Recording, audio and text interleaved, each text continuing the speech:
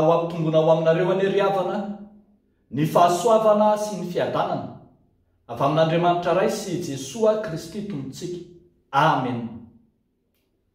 Inona no ho ataonay? Inona no ho ataonay? Fanontaniana izay hitantsika ao amin'ny finainantsika anio. Luka 7:7 hatramin'ny 7:4. Inona no ataonay? Mpampianatro, inona no ho ataonay? Ary inona kosa mba ho ataonay? Intelo miverina.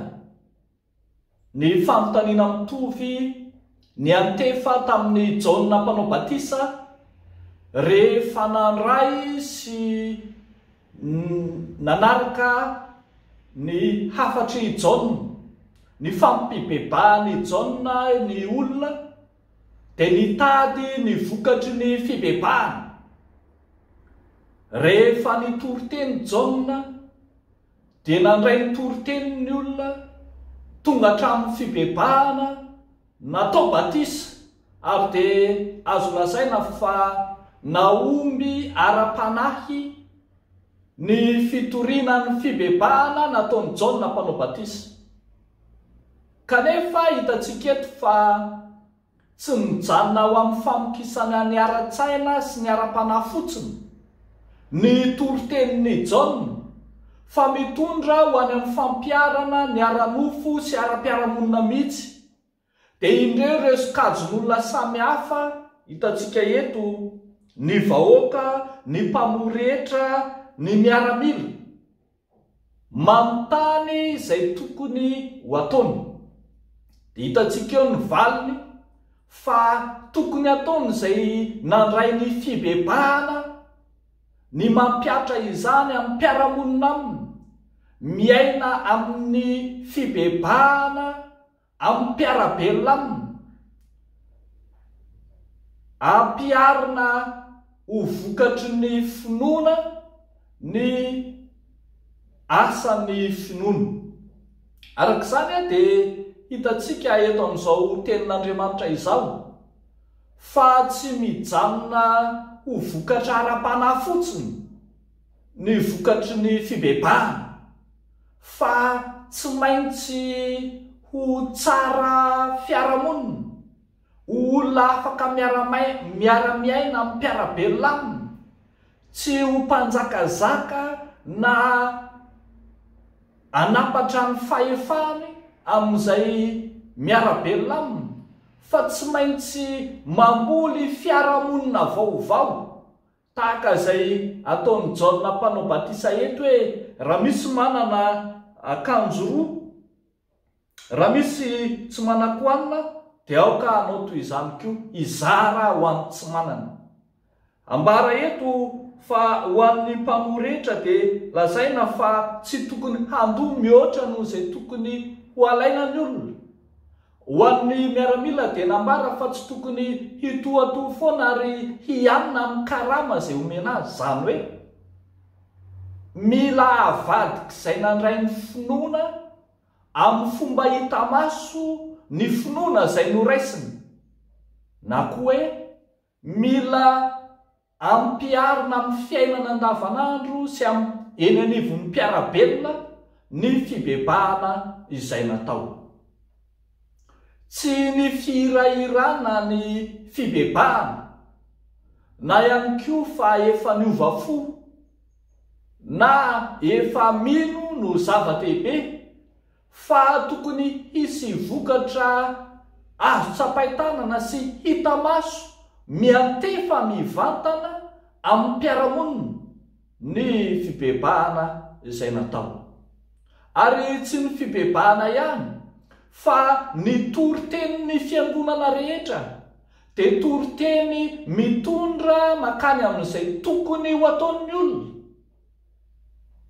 Ao aorianan'ny tory-teny izany, ny tsiraray avy izay nandray ny tory-teny tahaka izay nataon'ny Jaona eto, dia tokony samy anontany manao hoe inona no ataoko, na hoe inona no ataonay.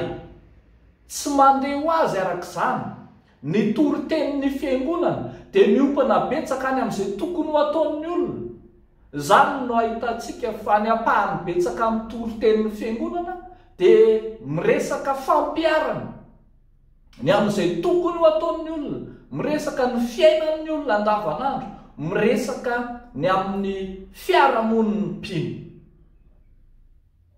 Ianao koa ary avako malala, raha mitory-teny ianao, aza adinoina ny mampiatra sy maniraka ny olona ho any amin'izay tokony ho ataony araka ny soratra masina. Raha mihaino tory-teny ianao dia trandraho raiso avy amin'ny tory-teny izay nohenonao, inona ny tokony ataonao. Misy ny lesona sy ny toromarika omen'Andriamanitra mivantana isaky ny avy mandre ny tory-teny isika. Arak'izany, ny tory-tenin'ny fiangonana dia tsy tory-teny mamoky ny saina sy mamelombelona fanahy fotsiny. Tena manao izany ny fiangonana, saingy mitondra ny olona ho any amin'ny fampiarana ny amin'izay azony ataony sy ny amin'ny tokony ataony ihany koa. Dia ho an'Andriamanitra irery any ny voninahitra, ho amintsika kosa izany tenin'Andriamanitra izany. Amen. Ivavaka isika ry avana. Jesosy Kristy zoky tianay eo.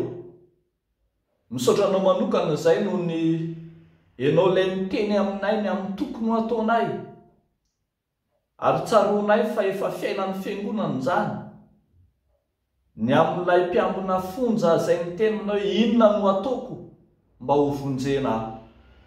Tompo, nampianarinao anay teto indray ny amin'izay tokony ataonay, ao aorianan'ny fibebahana, ao aorianan'ny fandrenesana ny teninao. Dia indro tario any amin'izay tianao hitariana azy, ny fiainam-panomponay tsiraray avy, ny fiainan'ny fiangonana, ny fiainan'ireo olombo antsonao rehetra, eny, ny fiainan'izay rehetra manana andraikitra ao anatin'ny fiangonana. Amin'izao herinandro vaovao izao, atoroy anay Tompo, inona no ataonay. Amin'izao fiainana ny lohahevitra vaovao, miorena tsara aza miova izao, ampafantaro anay inona no ataonay. Dia miteneny ianao Tompo, manjakay ianao Tompo, asehoy aminay ny herinao, amin'ny anaran'i Jesosy Kristy Tomponay. Amen.